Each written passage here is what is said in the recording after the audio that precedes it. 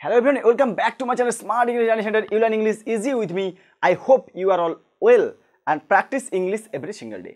বন্ধুরা আজকে সবথেকে গুরুত্বপূর্ণ ভিডিও হতে চলেছে যারা 2024 এ ক্লাস 11 সেমিস্টার 1 এক্সাম দেবে তাদের জন্য। তোমরা বুঝতেই পারছো আজকের যে ক্লাসটা হবে তোমাদের যে এমসিকিউ বেস পরীক্ষা হবে ফার্স্ট সেমিস্টারে, সেই এমসিকিউ বেস শুনতে খুব ভালো লাগে, শুনতে খুব মজা যে এমসিকিউ, কিন্তু সেই এমসিকিউ টাইপ যে কত প্রকার হতে পারে তা কিন্তু তোমরা কেউ জানো না। তাই আমি তোমাদেরকে বলবো অবশ্যই ভিডিওটা স্কিপ না করে পুরোপুরি দেখো। I think it is the most important video for you. আমার আশা করি, আমি মনে করি আজকের এই ক্লাস তোমাদের সবথেকে গুরুত্বপূর্ণ ক্লাস। হ্যাঁ, তোমরা দেখো যে এমসিকিউ বেস এক্সাম হবে, বাট এই এমসিকিউ বেস এমসিকিউগুলো কত টাইপের, কীভাবে এক্সাম হলে তোমরা পাবে প্রশ্নগুলোকে, সেই টাইপগুলো কত রকমের হতে পারে দেখো। জেনারেল টাইপ, 2 নম্বর আছে feel in the blanks type, প্রথমে আছে জেনারেল টাইপ। তাহলে আমি প্রথমে চলে যাই জেনারেল টাইপটা কি। তো জেনারেল টাইপে আছে যেগুলো সাধারণ বেসে আমরা যে এমসিকিউগুলো করে থাকি সেগুলো হচ্ছে জেনারেল টাইপ বলা হয়। তারপরে আছে 2 feel in the blanks type, অর্থাৎ এমসিকিউও ফিল ইন দ্য ব্ল্যাঙ্কস থাকবে, সেখান থেকে 4টে অপশান তোমার দেওয়া থাকবে, ব্ল্যাঙ্কসে বসাতে হবে। এটা একটা feel in the blanks type. 3 নম্বরে আছে ট্রু ফলস টাইপ। এই ট্রু ফলস, সত্য কিংবা মিথ্যা যাচাই করতে হবে। ট্রু ফলস টাইপ অর্থাৎ একটা স্টেটমেন্ট দিয়ে দিল, এটা ট্রু না ফলস, এটাও দিতে পারে। এরকম কিন্তু এমসিকিউ হতে পারে ট্রু ফলস টাইপ, যে এ সত্য বি মিথ্যা, এ মিথ্যা বি সত্য, এ বি সি সত্য ডি মিথ্যা। এই যে এভাবে ফলসগুলো ট্রু ফলসগুলো হয়, এটাকে বলা হচ্ছে ট্রু ফলস টাইপ কোশ্চেন এমসিকিউর মধ্যেই। আর আছে 4 নম্বরে rearrangement of sentence type. Rearrangement অর্থাৎ একটা স্টেটমেন্ট দেওয়া থাকবে, সেটাকে রিঅ্যারেঞ্জমেন্ট করতে হবে সেন্টেন্স টাইপ অনুযায়ী। সেটা অর্থাৎ ঘটনাক্রমে যে সাজিয়ে আমরা করি বাংলায় বা ইংলিশে, ঘটনাক্রমে সাজিয়ে লেখো, সেগুলো বলা হচ্ছে রিঅ্যারেঞ্জমেন্ট অফ সেন্টেন্স টাইপ। অর্থাৎ পরপর সিকোয়েন্সে তোমাকে সাজাতে হবে কার পর কার কী ঘটনা ঘটেছে। এটা গেল। তারপরে 5 নম্বর কলাম ম্যাচিং টাইপ। এই কলাম ম্যাচিং টাইপটা কিন্তু তোমাদের জন্য গুরুত্বপূর্ণ। অর্থাৎ রিঅ্যারেঞ্জমেন্ট এগুলো এখন ফার্স্ট সেমিস্টার, তো যেহেতু প্রথমবার এবার সেমিস্টার চালু, এত কঠিন হয়তো যাবে না, আশা করি এগুলো থাকবে। General, fill in the blanks, true false, column matching type. এবার হচ্ছে কলাম ম্যাচিং টাইপে থাকবে যে একটা কলাম দেওয়া থাকবে, এ বি বা দুটো ছক দেওয়া থাকবে, সেখান থেকে মেলাতে হবে এর সি কি 2 এর ডি, 3 এর সি 4 এর বি। এইভাবে তোমাদের কলাম থাকবে, দুই দিকে দুটো ম্যাচিং করতে হবে এবং নিচে তার অল্টারনেটিভ থাকবে, সেগুলো থেকে এমসিকিউ তোমাদের চুজ করতে হবে। এটা বলা হয় কলাম ম্যাচিং টাইপ। আমি যাচ্ছি এরপরে এক্সটেনশন করব সেগুলোকে। 6 অ্যাসারশন রিজয়নিং টাইপ, অর্থাৎ একটা অ্যাসারশন বিবৃতি দেওয়া থাকবে, তার রিজনিং কারণ দেওয়া থাকবে। এইভাবে যে রিজয়নিং টাইপগুলো হয়, এইগুলো হচ্ছে বলা হচ্ছে অ্যাসারশন রিজয়নিং টাইপ। ঠিক আছে, মানে তোমার এটাও একটা ট্রু ফলসেরই মতো, বিবৃতি দেওয়া থাকবে, কারণ দেওয়া থাকবে, এবারে কোনটা সত্য কোনটা মিথ্যা, এ সত্য বি মিথ্যা, না বি সত্য নাকি দুটোই সত্য দুটোই মিথ্যা, এইভাবে যে প্রশ্নগুলো হয়। আর থাকছে case base type. Case base টাইপটা কি দেখো, লাস্ট যেটা বলছে কেস বেস টাইপ, অর্থাৎ এই প্রশ্নটা তোমরা বাংলায় বা ইংরেজিতে অন্যান্য সময় করেছো। দেখো সব থেকে একদম মানে কাছাকাছি উত্তর যেটা হবে, মানে সবগুলো অপশান দেখলে মনে হবে তোমার কাছে একই, কিন্তু তার মধ্যেও তো অ্যাপ্রোপ্রিয়েট বা একদম কাছাকাছি যে অ্যান্সারটা থাকবে সেটা তোমাকে চুজ করতে হবে, তাকে বলা হয় কেস বেস টাইপ। ঠিক আছে, এই কেস বেস টাইপ কি বললাম, যে সব থেকে অ্যাপ্রোপ্রিয়েট, মোস্ট অ্যাপ্রোপ্রিয়েট বলা হবে, এটা মোস্ট অ্যাপ্রোপ্রিয়েট অ্যান্সার কোনটা হবে সেটা তোমাকে চুজ করতে হবে। এইভাবে 1 2 3 4 5 6 7 7 রকমের প্রশ্ন তোমাদের জন্য এবছর সেমিস্টার 1-এ এমসিকিউ বেশি পরীক্ষা হবে। তাহলে এতটা সহজ ভাবলেও কিন্তু সহজ নয়, যেভাবে এমসিকিউ টাইপগুলো করবে খুবই হার্ড, আর যদি একটু পড়াশোনা করে তাহলে সবই সহজ হবে। আর ব্যাপারগুলোকে বুঝে নিতে হবে যে কিভাবে তোমরা পরীক্ষায় এগুলোকে করবে। ঠিক আছে, এই বোঝার কাছে সব কিছু। এবার আমি তোমাদেরকে একটু করে বোঝাবো যে জেনারেল টাইপটা কীভাবে হবে। Fill in the blanks type, true false type, rearrangement sentence, column matching type, assertion reasoning, case base type. এভাবে আমি পরপর যাই। প্রথমে দেখো জেনারেল টাইপ। তো প্রথমে আমি সবগুলো মুছে দিই, দিয়ে শুধুমাত্র জেনারেল টাইপটাকে লিখলাম, তোমরা এগুলো খাতায় লিখে নিতে পারো। ঠিক আছে, তো প্রথমে দেখো জেনারেল টাইপে কীভাবে প্রশ্ন হবে। আমি জাস্ট এক্সাম্পল একটা দিচ্ছি, সেটা যে কোনো হতে পারে, সেটা তোমাদের যে কোনো, অর্থাৎ আমি তো শুধু ইংলিশের ক্ষেত্রে দেখাচ্ছি, এটা যে কোনো সাবজেক্টের এই একই ধাঁচের সব কিছু, কিন্তু সব কিছুতে এরকম আছে। তো প্রথমেই যাচ্ছি দেখো জেনারেল টাইপ, সাধারণ যে নিয়ম, এগুলোর মধ্যে থেকে আমি একটা উদাহরণ তোমাদের দেখাচ্ছি। এগুলো প্রত্যেকের জন্য, ও বাংলা, ইংরেজি, ইতিহাস, ভূগোল সব ক্ষেত্রে কিন্তু একই রকমের হচ্ছে। এই প্রথমে জেনারেল টাইপ হবে, এরকম একটা ধরো প্রশ্ন আছে, একটা প্রশ্ন দেওয়া থাকলো, আমি এখানে ইংলিশ থেকে যেহেতু আমি ইংলিশটা করাচ্ছি, দ্য ফরহেড, দেখো the forehead of the astrologer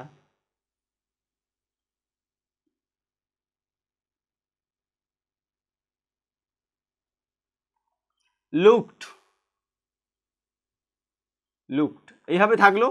option A আছে, অপশান বি আছে, অপশান সি আছে, অপশান ডি আছে।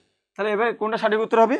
এখানে যেগুলো আছে, the forehead of the astrologer look, অর্থাৎ যে এখানে জ্যোতিষী ও অ্যাস্ট্রোলজারের ফোরের কপালটা কেমন দেখতে ছিল, বা এখানে ডার্ক, এখানে শ্যাডো, রেসপ্লেন্ডেন্ট আর নান অফ অ্যাবাভ। এখানে অপশান হবে যেখানে দেওয়া আছে রেসপ্লেন্ডেন্ট, এটা উত্তর হবে। ঠিক আছে, তো এটা ডিএনটি। তো এইভাবে আমরা বি অপশানটাকে নেব অ্যান্সারের জন্য। এটাকে বলা হচ্ছে জেনারেল টাইপ, সাধারণ নিয়মে যে জেনারেল টাইপগুলো হয়। এর পরবর্তী আমি 2 নম্বরে কি লিখেছিলাম, যে feel in the blanks type. দেখো ফিল ইন দ্য ব্লাঙ্কস টাইপে যাচ্ছি, কীভাবে হবে? 2 নম্বর দেখো যে ফিল ইন দ্য ব্লাঙ্কস, 2 নম্বরে ফিল ইন দ্য ব্লাঙ্কসে কীভাবে হবে? একই রকমই হবে। প্রথমে প্রশ্ন থাকলো his eyes dash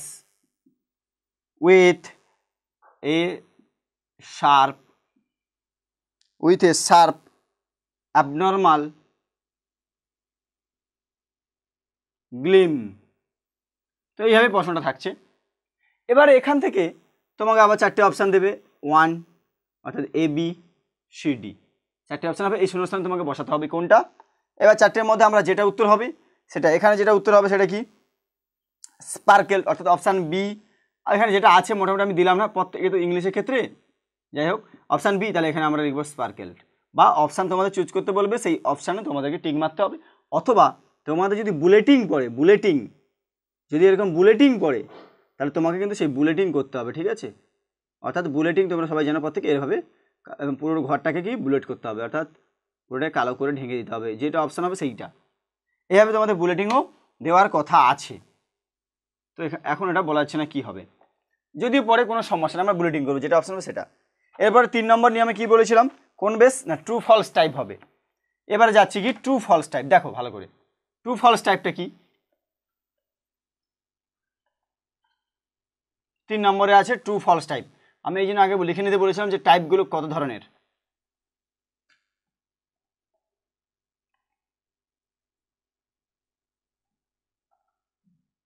true false type কি হচ্ছে এটা? ট্রু ফলস টাইপ, ঠিক আছে? 3 নম্বরের এটা নিয়ম, ট্রু ফলস টাইপ। তো ট্রু ফলস টাইপের মধ্যে দেখো কীরকম হচ্ছে, ছোট্ট করে যেমন একটা দেখি, কোনো একটা অ্যান্সার যদি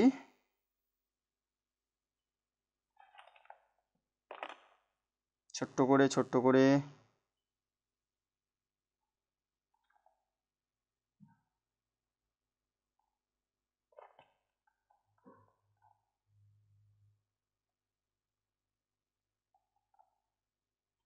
ধরো এরকম আছে, ট্রু ফলসে একটা প্রশ্ন আছে, চুজ দ্য কারেক্ট অপশান। এভাবে আছে চুজ দ্য কারেক্ট অপশান, এর মধ্যে কোনটা সঠিক খুঁজে বের করো। এতে একটা দেওয়া আছে, বিতে একটা অপশান আছে, সিতে আছে, ডিতে কিছু একটা বাক্য লেখা আছে, 4টে অপশান আছে, এর মধ্যে কোনটা সঠিক। তাহলে এখানে আবার নিচে অপশান দিয়েছে, দেখো এর দাগে অপশানে দিয়েছে এ বি সি ট্রু আর ডি ফলস। দেখো কিভাবে ঘুরিয়ে প্রশ্নগুলো হবে, ডি ফলস এটা হবে না, উত্তর হবে এটা যে B true, A C D false. তাহলে এইভাবে তোমাদের ট্রু ফলস চুজ করতে হবে, কিন্তু পরপর এরকম অপশানগুলো দেওয়া থাকবে যে A B C true, D false, B true, A C D false. এবার এর মধ্যে কোনটা সঠিক হবে সেই উত্তরে আমাকে চুজ করতে হবে, এর মধ্যে যেগুলো হবে ঠিক। এটাকে বলা আছে ট্রু ফলস বেস টাইপ। ওকে, এরকম ধরনের প্রশ্ন তোমাদের পড়ার সম্ভাবনা রয়েছে। এটা গেল ট্রু ফলস টাইপ, বুঝে নাও ব্যাপারটা। এরপরে যে টাইপটা আছে 4 নম্বরে, সেটা কি বলেছিলাম, 4 নম্বরে আছে যে রিঅ্যারেঞ্জমেন্ট সেন্টেন্স টাইপ। 4 নম্বরে ছিল রিঅ্যারেঞ্জমেন্ট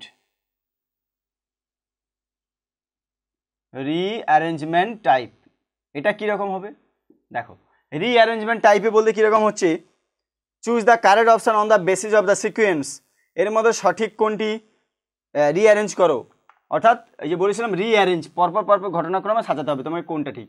তোমার এখানে প্রশ্ন আছে এ বা একের দাগ, বির দাগ, সির দাগ, ডির দাগ।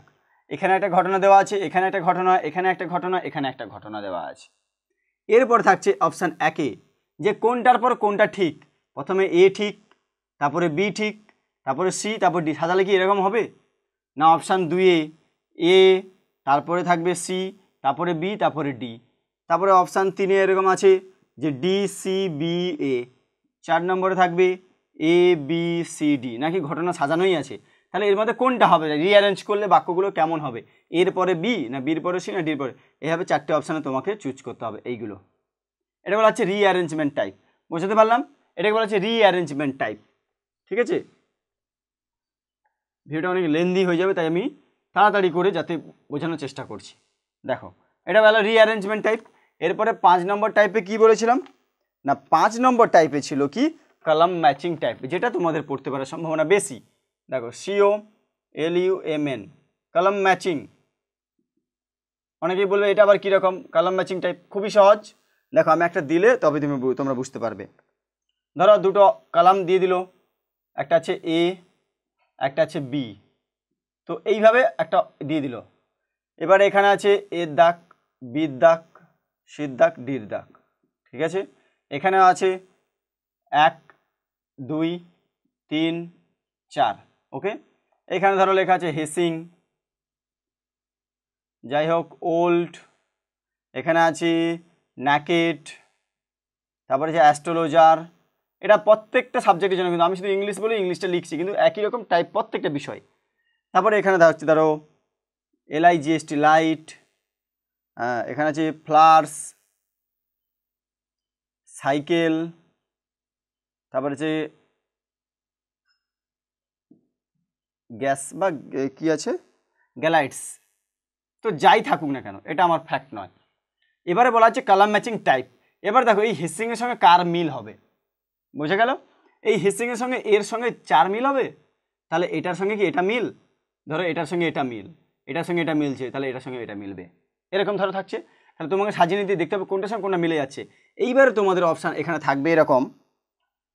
এইবারে প্রশ্ন দেওয়া থাকবে যে এর দাগে এরকম আছে, এর দাগেরটা 4, বির দাগেরটা 2, সির দাগেরটা 3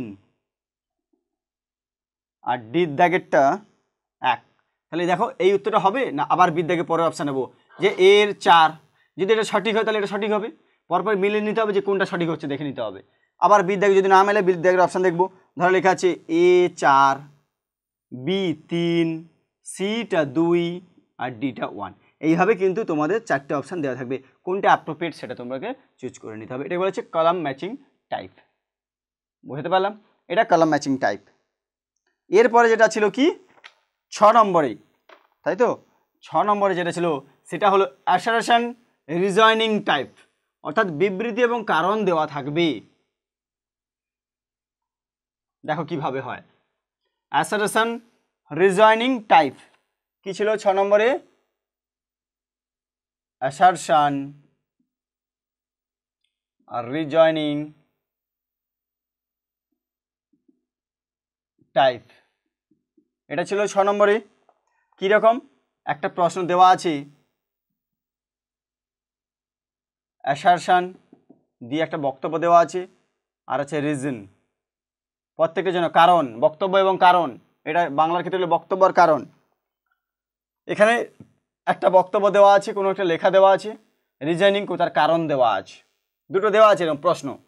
এবারে তোমাকে নিচে প্রশ্ন দেবে যে এর দাগে বোথ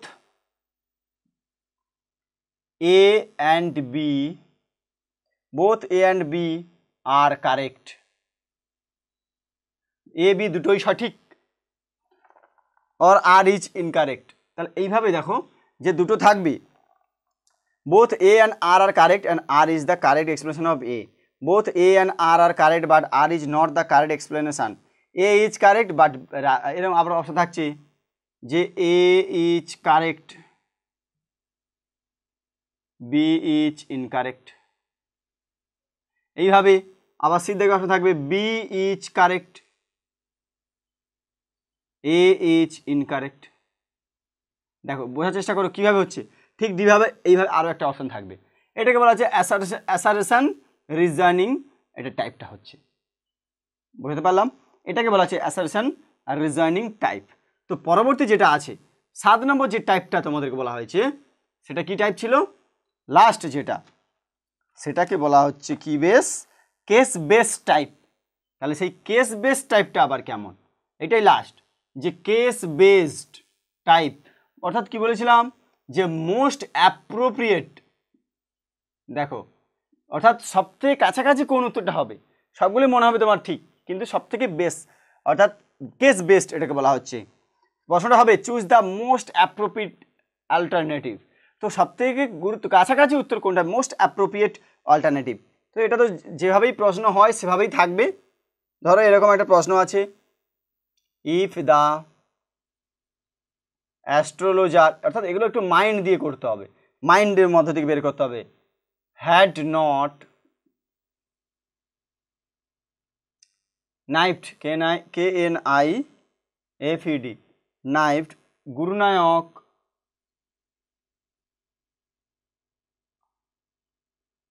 গুরুনায়ক ড্যাশ।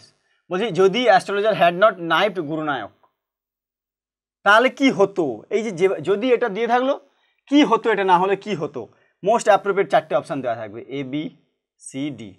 ধরো বলা হচ্ছে বক্তা এটা করেছিল, যদি না করতো তাহলে কি হতো?